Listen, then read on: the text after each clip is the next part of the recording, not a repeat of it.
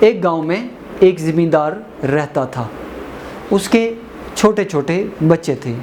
وہ اپنے بچوں سے اکثر کہتا تھا کہ بیٹا جب آپ لوگ بڑے ہوں گے، جب آپ 12 سال کے ہوں گے تو میں آپ کو ایک راز کی بات بتاؤں گا۔ وہ بچے اپنی زندگی کے معاملات میں بزی ہو جاتے ہیں، وہ اپنا زمینداری کے معاملات کرتا رہتا ہے۔ ایک دن اس کا بڑا بیٹا 12 سال کا ہو جاتا ہے۔ صبح صبح وہ جاگتا ہے اور بھاگتا دوڑتا ہوا خوشی خوشی کے ساتھ اپنے والد کے پاس آتا ہے اور اسے کہتا ہے کہ بابا آج میں 12 سال کا ہو گیا ہوں، مجھے وہ راز کی بات بتائیں جو آپ نے مجھے بتانی ہے۔ کسان اپنی گائے کو چارہ وارہ ڈال کے دودھ نکال کے فارغ ہوتا ہے اور اپنے بچے کے پاس بیٹھتا ہے، اسے کہتا ہے بیٹا راز کی بات یہ ہے کہ گائے دودھ نہیں دیتی۔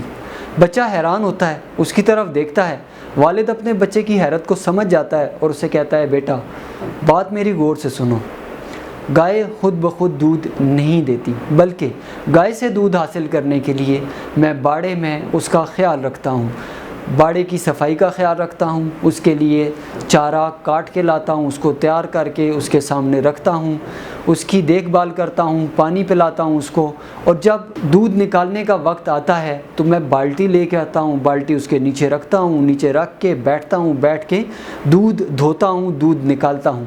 گائے دودھ خود بخود نہیں دیتی، بلکہ گائے سے دودھ لینے کے لیے ہمیں بہت ساری ایفرٹس، بہت سارے کام کرنے پڑتے ہیں، تب گائے سے دودھ حاصل ہوتا ہے۔ بیٹا یاد رکھیں کہ زندگی میں بہت سارے کام خود بخود نہیں ہوتے، بلکہ اس بات کو ذہن میں بٹھا لیں کہ زندگی میں کوئی بھی کامیابی حاصل کرنے کے لیے، کوئی بھی کام کرنے کے لیے آٹومیٹیکلی آپ کی اچیومنٹس نہیں ہوتی ہیں۔